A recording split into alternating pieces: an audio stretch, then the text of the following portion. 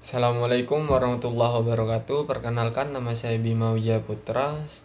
Saya dari kelas 5C HKI dengan NIM 123120886. Di sini saya akan menjelaskan tentang sejarah PTUN di Indonesia. Sejarah Peradilan Tata Usaha Negara atau yang biasa dipanggil PETUN di Indonesia merupakan perjalanan panjang untuk mewujudkan perlindungan hukum bagi warga negara dari tindakan administratif pemerintah yang sewenang-wenang. Yang pertama itu landasan hukum awal. Meskipun ide pembentukannya sudah ada sejak masa kemerdekaan, landasan hukum formal pertama kali muncul dalam Undang-Undang Nomor 14 Tahun 1970 tentang ketentuan pokok kekuasaan kehakiman. Undang-undang ini mengamat mengaman mengamanatkan pembentukan 4 lingkungan peradilan. Salah satunya adalah Peradilan Tata Usaha Negara. Yang kedua, pembentukan melalui Undang-Undang Nomor 5 Tahun 1986. PTUN secara resmi dibentuk melalui Undang-Undang Nomor 5 Tahun 1986 tentang Peradilan Tata Usaha Negara yang disahkan pada 14 Januari 1986. Namun, pelaksanaan baru dilakukan secara efektif 5 tahun kemudian, tempatnya pada 14 Januari 1991, berdasarkan Peraturan Pemerintah Nomor 7 Tahun 1991. Yang ketiga, perkembangan dan amandemennya. Seiring perkembangan kebutuhan hukum, Undang-Undang Nomor 5 Tahun 1986 telah mengalami 2 kali perubahan besar untuk memperkuat independensi dan kewenangannya PETUN.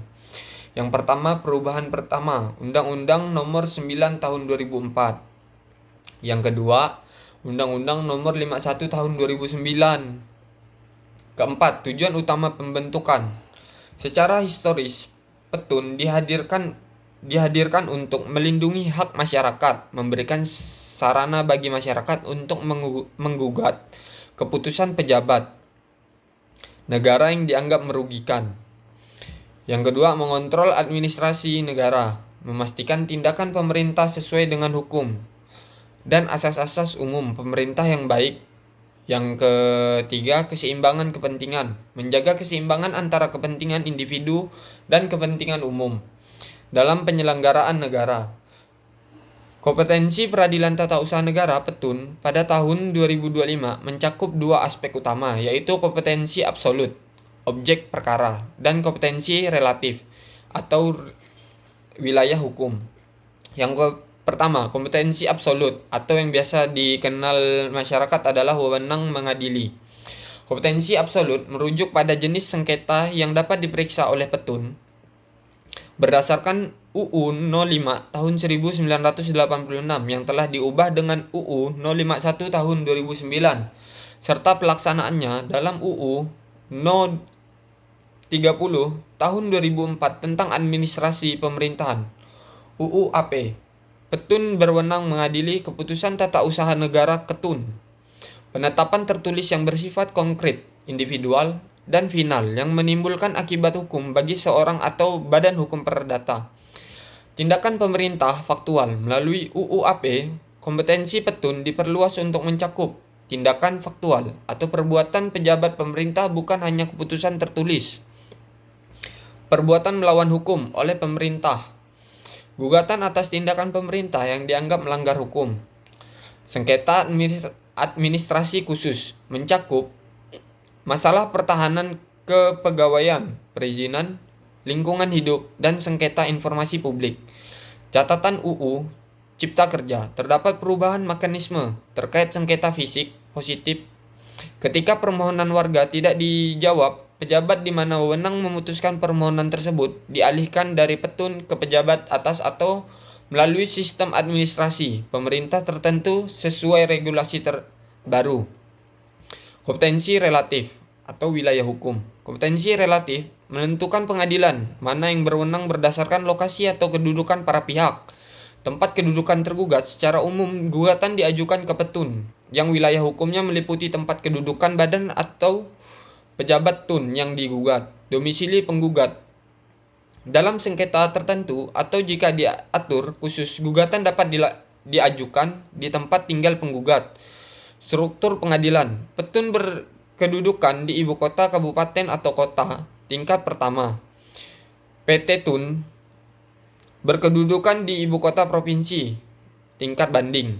Batas waktu pengajuan, gugatan ke petun harus diajukan dalam tenggang waktu 90 hari sejak diterimanya atau diumumkannya ketun, sebagaimana diatur dalam pasal 55 UU 05/1986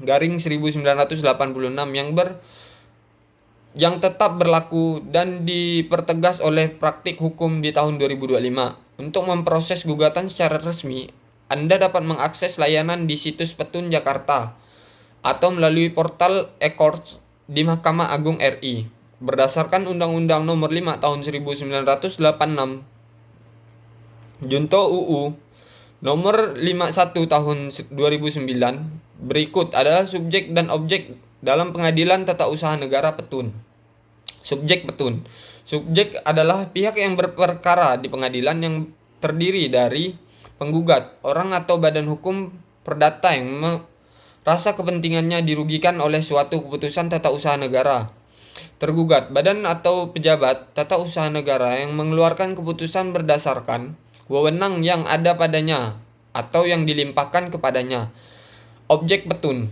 Objek petun adalah keputusan tata usaha negara ketun yang berdasarkan pasal 1 angka 9 UU 051 tahun 2009.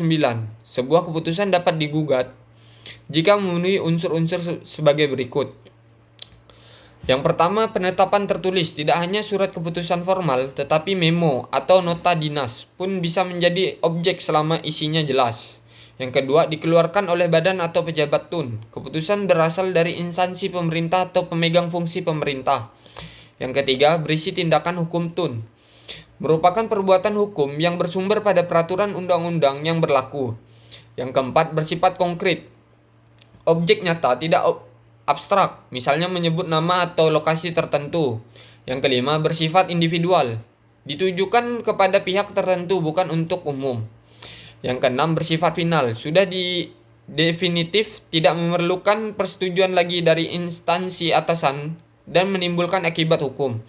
Alur penyelesaian sengketa di Pengadilan Tata Usaha Negara Petun diatur dalam UU 05 tahun 1986 yang telah diubah dengan UU 051 tahun 2009. Berikut adalah tahap-tahapannya. Yang pertama, tahap pra-peradilan, prosedur persiapan. Sebelum masuk ke pemeriksaan perkara, terdapat dua tahap penyaringan, penelitian administratif, pemeriksaan kelengkapan berkas gugatan oleh kepanitera, prosedur dismisal. Ketua pengadilan berwenang memutuskan melalui penetapan apakah gugatan layak diajukan atau tidak. Misalnya, jika gugatan jelas tidak termasuk wewenang petun. Pemeriksaan persiapan, hakim wajib memberikan nasihat kepada penggugat untuk memperbaiki gugatan yang kurang jelas atau melengkapi data dalam jangka waktu 30 hari. Yang kedua, peradilan. Setelah dinyatakan lolos, tahap persiapan persidangan dimulai dengan tahapan yang pertama, pembacaan, gugatan, dan jawaban. Penggugat membacakan gugatan diikuti jawaban dari tergugat. Replik, tanggapan penggugat atas jawaban tergugat. Yang ketiga, duplik, tanggapan tergugat atas replik penggugat. Yang ketiga, alat bukti. Berdasarkan pasal 100 UU Petun, alat bukti yang sah terdiri dari surat atau tulisan.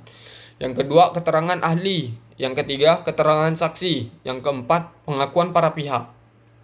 Yang kelima, pengaturan hakim. Yang keempat, putusan. Setelah tahap kesimpulan dari kedua pihak, hakim akan menjatuhkan putusan yang dapat berupa gugatan ditolak, gugatan dikabulkan, gugatan tidak dapat diterima, gugatan gugur. Dia juga memiliki 8 asas. Yang pertama itu asas praduga tak bersalah. Yang kedua, asas gugatan tidak menunda pelaksanaan ketun. Yang ketiga, asas keaktifan hakim. Yang keempat, asas sidang terbuka untuk umum. Yang kelima, asas pemeriksaan segi penerapan hukum. Yang keenam, asas kesatuan beracara. Yang ketujuh, asas penilaian pembuktian bebas. Yang kedelapan, asas putusan pengadilan mempunyai kekuatan mengikat umum. Sekian dari penjelasan saya. Wabillahi taufiq wal hidayah. Wassalamualaikum warahmatullahi wabarakatuh.